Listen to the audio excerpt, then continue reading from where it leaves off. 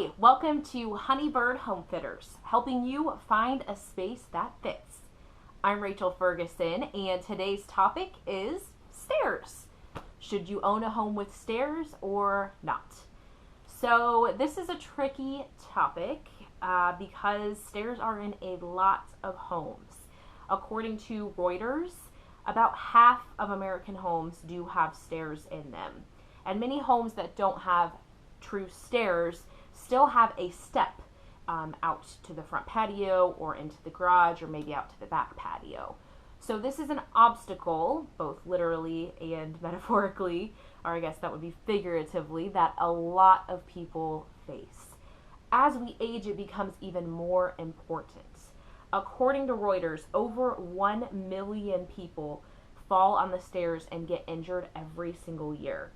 Over the last 23 years, about 25 million patients have been treated in emergency rooms for staircase-related injuries. If you're younger and you fall on the stairs and hurt yourself, probably you're going to bounce back a little quicker than if you're older. So, as we age and pick spaces that suit us as we look towards our future years, are stairs something we should avoid, should look for, or should feel neutral about? So there are a few cases to be made for choosing a home with stairs as we age. The first one you're going to hear a lot of people mention right away is physical activity. It's kind of the idea that what is in motion stays in motion. So if you keep your body moving, going up and down the stairs, you're going to stay healthier. I'm sure there is some truth to that, but there are other ways to get your exercise in rather than carrying a laundry basket up and down the stairs. You can actually go, climb a stair climber at a gym or go walk upstairs at a football stadium and do it intentionally to keep your health going rather than having stairs in your home where you're likely to be carrying stuff up and down. You're likely to be wearing socks or barefoot and not wearing good footwear as you're going up and down the stairs. So it's not as safe as just walking stairs for exercise.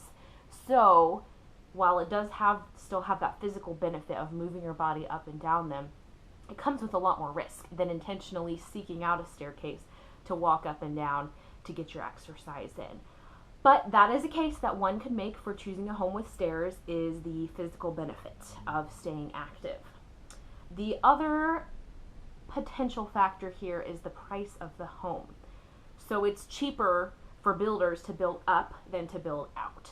So you're going to get more bang for your buck on your square footage if the home has more than one story or is a split level situation, which means stairs. So if budget is a big issue for you, it might be cheaper to get a home with stairs. It probably will be cheaper to get a home with stairs. But then again, if budget is a big issue for you, what if you have a fall and then you have to bring in help and pay for medical bills?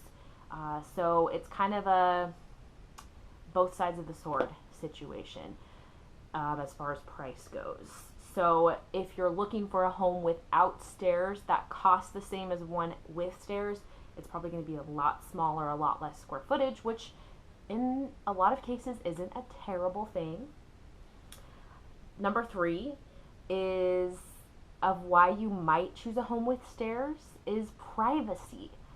So if you are one that has guests over a lot and you opt for a home with no stairs, you're all on the same level.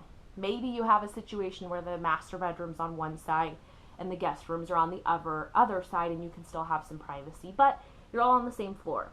Whereas if you do choose a home with stairs, you could have a room in the basement where guests could stay, and if you get to where you need to bring help in and maybe even overnight help, then you could have some separation from them. They could have privacy and you could have privacy.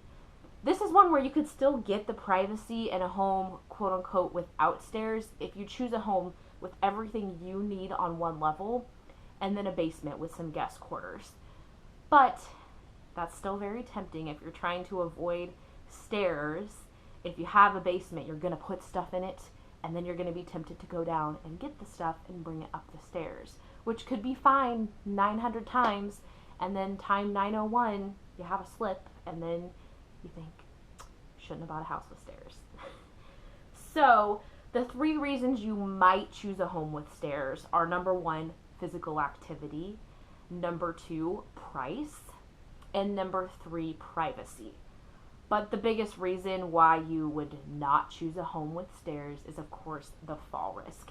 Falls on stairs happen to everyone of every age, every single day. But here at Honeybird Homefitters, we believe in finding a space that fits your current season of life and considers changes in the future. So that means you do have to think, maybe I can run up and down the stairs now, but in 10 years, will I still be able to do that safely?